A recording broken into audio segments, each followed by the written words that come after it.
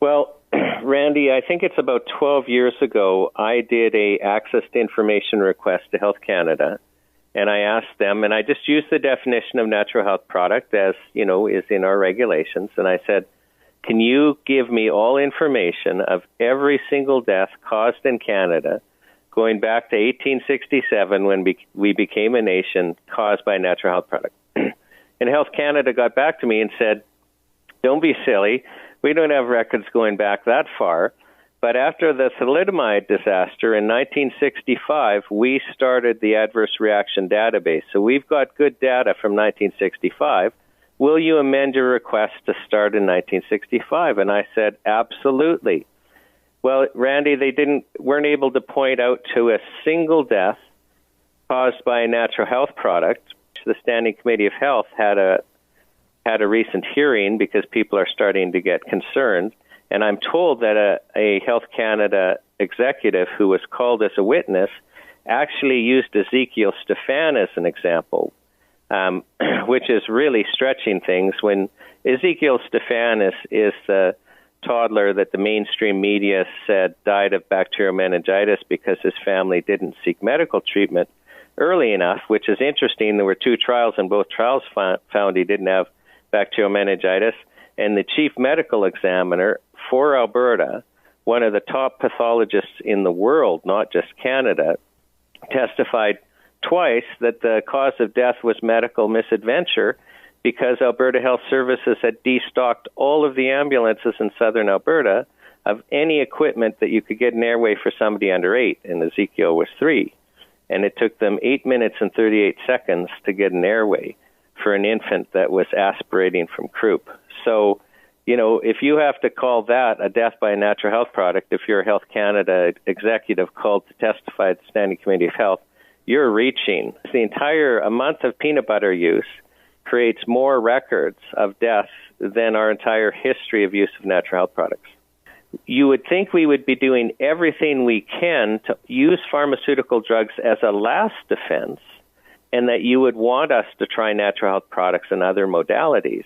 And the sure tell whenever the government is attacking either a chiropractor or the natural health product industry or any other area, telling you you're in danger, is ask yourself, well, wait a second. So they're telling us we have this problem. So they tell us natural health products are dangerous. We need more regulation. But if you want good health outcomes and you do a risk analysis, you also have to do a risk analysis. Well, wait a second. If we increase the regulatory burden, we're going to lose products. What's the health consequence there? They're basically dumbing down the industry, but they do not and they will not do a risk analysis to say, well, what's the danger of removing these products? We're talking about life and death. We're talking about quality of life. But Health Canada, for a whole industry that's safer than lightning, that's safer than peanut butter, is telling us we basically need to regulate them out of existence. This is not for good health outcomes because they will not. They will not do a risk analysis showing the danger of removing these products in the federal budget, which just happened to be called Bill C-47. And so you've got budget bills are really long because they're adjusting everything that needs to be adjusted for the federal government spending, which, as we all know, is just, hundreds of billions of dollars? I mean, so you got this long bill, and they snuck in there 4 little sections that basically would impose the penalties and also impose special Health Canada powers over the chemical pharmaceutical drugs onto natural health product companies. So just to give you an example, so let's say you're a naturopathic doctor or a natural health product company, and you put out a truthful ad. But Health Canada, we censor truthful health information.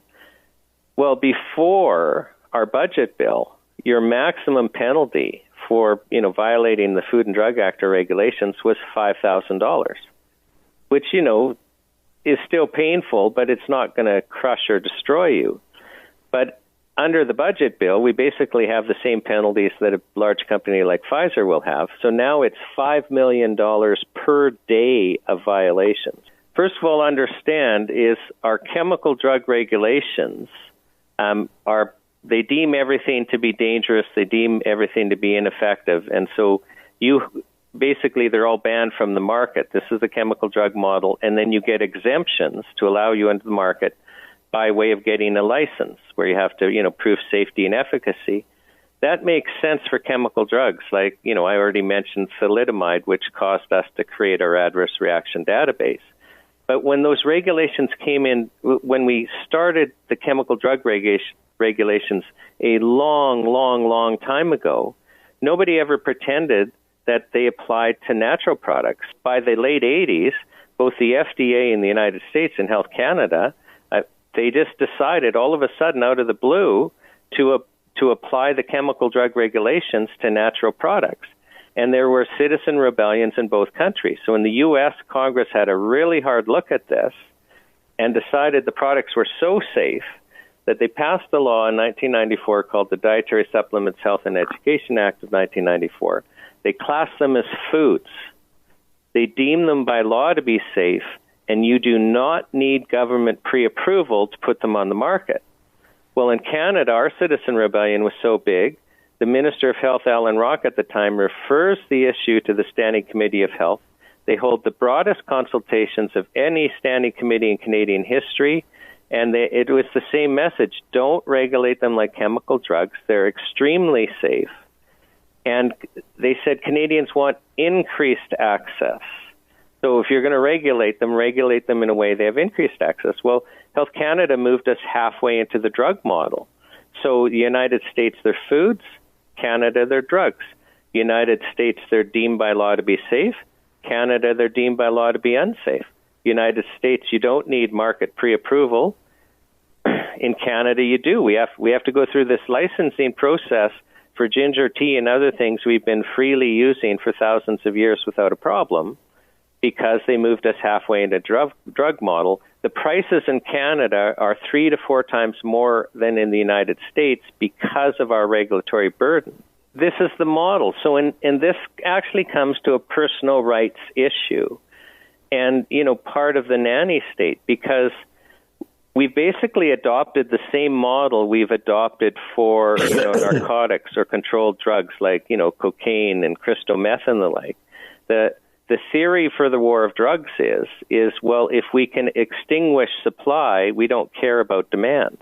Well, that's what we're doing with our natural health products, is we are basically we've already overregulated them. So prices have gone through the roof, and the products have been dumbed down, and we've lost, entire lines.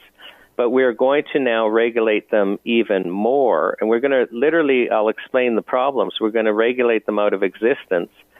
And we're going to lose our healthcare practitioners. For the vast majority of our products, we are going to lose our ability to license them. And if you're not licensed, because we're in the drug model, the products have to be removed from the market.